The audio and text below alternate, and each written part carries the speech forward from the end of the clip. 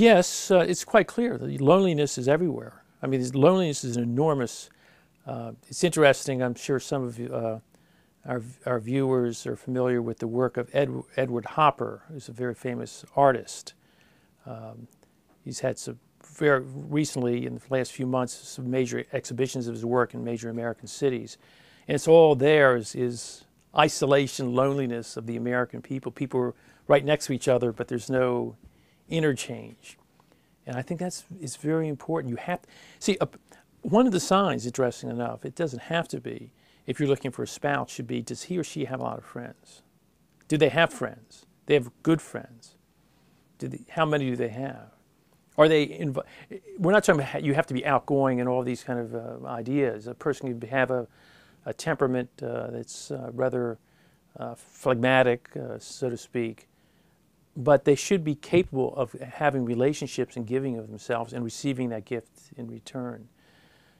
But a person, I mean, the loneliness is staring at the television set every night for hours. The loneliness is being in front of the computer monitor for hours. Loneliness is a person who he may get exercise, but it's always in isolation, never with others.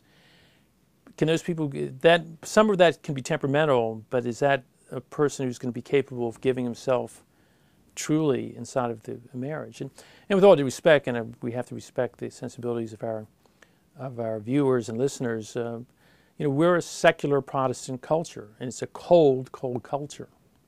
And someone once said about, when he was asked about American Catholics, said American Catholics are Protestants who go to Mass on Sunday. And if you've ever been in an authentically Catholic culture or something that approximates, you notice the difference right away.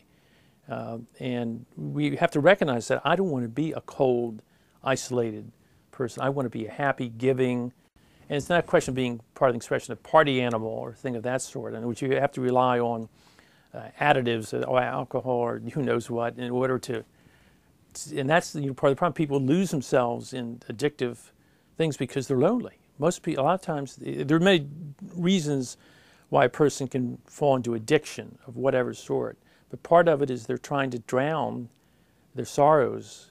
It might be in coffee or nicotine, or it could be in alcohol, or it could be in drugs of one sort or another, or it can be in running, you see. So everything in moderation, but we're not interested in things, we're interested in people.